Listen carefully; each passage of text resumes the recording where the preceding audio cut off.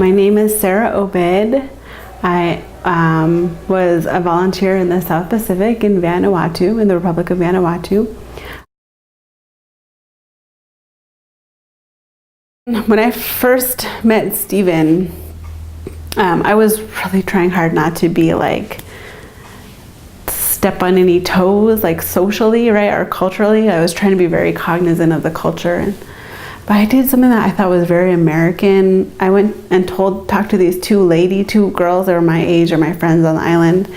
And I thought he was kind of cute. I thought it would be secret, right? I would just ask them what they thought or who he was. Was he a nice guy? What did they do? But they called him over and they had this whole conversation in Namakur, which is something I didn't understand. They laughed, they joked, and then he like left, and then the ship left. And I was like, what were you guys talking about? And they're like, oh, we told him you liked him. I was like, what? I was so embarrassed. But hey, we're married now, so it kind of worked out. I was kind of upset at these two girls because I thought they were going to adhere to the American code of just information, but no.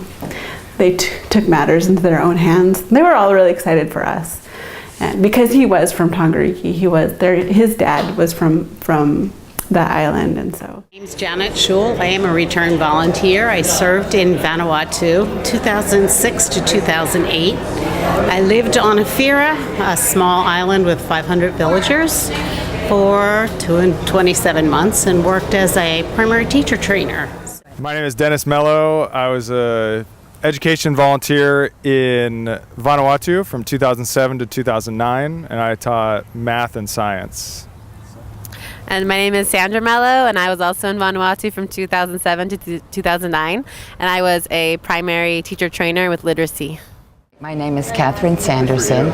I was in Vanuatu from 2003 to the end of 2005. Well, I found the people on my island were very nice to me. I was the only Peace Corps volunteer on my island. And one day when I had a cold, all of a sudden some delicious oranges appeared on my doorstep. And I was thrilled to get them because I needed them.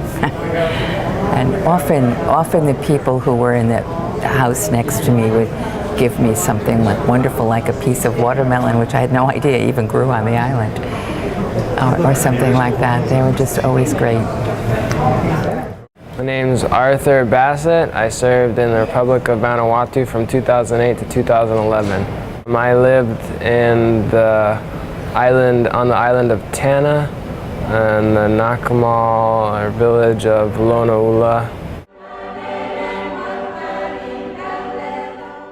One of the boat rides that I was on, I was leaving from Port Vila to Tana, and as we were riding the boats down, we were on the MV Moika, and I was by myself but with a lot of other people from Vanuatu, but I was the only Peace Corps on the boat at the time.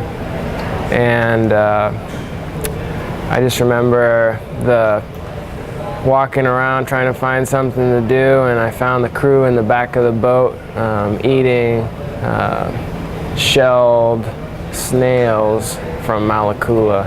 And we just started talking, and they were, kind guys, and they offered me some snails, so we started eating them, and then the next thing I know, we throw the lines off the back of the boat, and we drive near this island called Aramongo, and we hook 3 to 4 just huge tunas off of the back of the boat.